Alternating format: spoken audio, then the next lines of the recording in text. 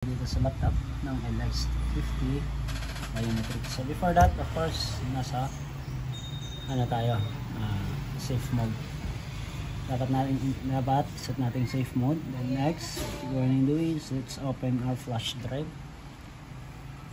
Hindi ko yung flash drive natin. Buksan natin the folder, and of course, yun, meron siyang new portable installer.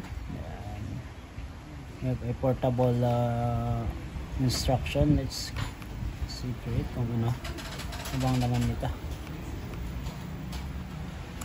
Check natin. Oh yan, nag-buksan siya.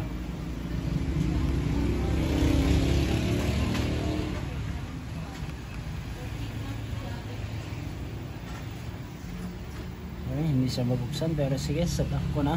So let's go to step 1. Set up 1.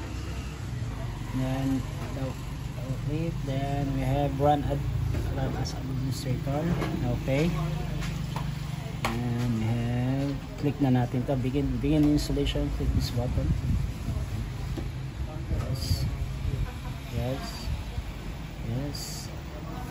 Yes friend. Yes, and okay, back. Let's go to setup 2. This is a 64-bit, so 64-bit tayo, SDK, run as administrator. Okay, done. File is copied. Next, back tayo, setup 3. Copy files, double click, then run as administrator. Of course, done. 12 files copied. Exit. Check natin. Ito tayo sa local PC niya. Yun. Lumabas si portable timekeeper. And then dito sa portable timekeeper, gawan tayo ng link send to desktop. Okay. Try natin buksan.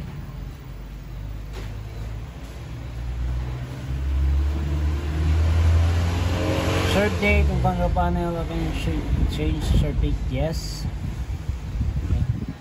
Bukas na. Okay, so pagbukas nito, yan na, good na actually na install na yun. Exit muna ako, hindi muna ako mag-fill up. Then let's go back to normal mode. Restart unit, normal mode na ako.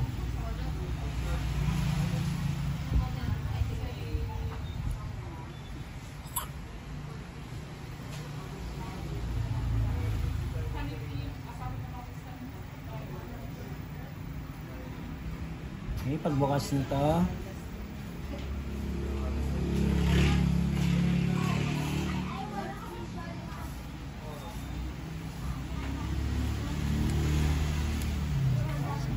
buksan na. Huwag mo munang buksan yung ating portable. So ang gagawin muna natin dito tayo so since ito is Microsoft, check natin kung mayroon siyang antivirus. Okay, anong antivirus kung meron.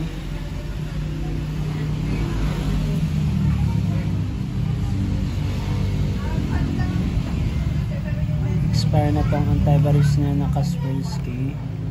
Buksan natin yung Windows security.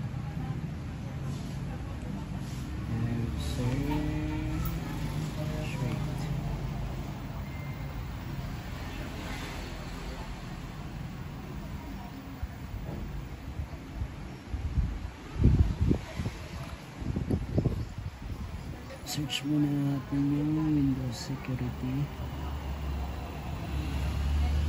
Security.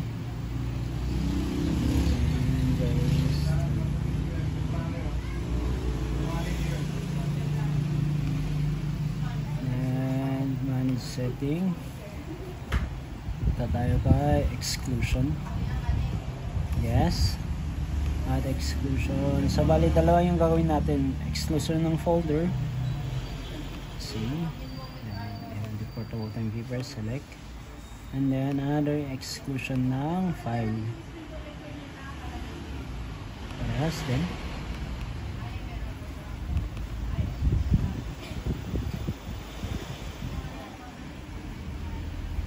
There you go. open. Then na.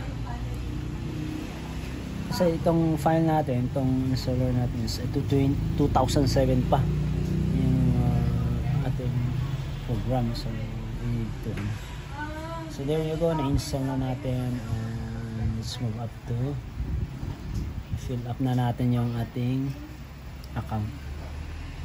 So thank you pa. Tanungin ko lang yung customer natin.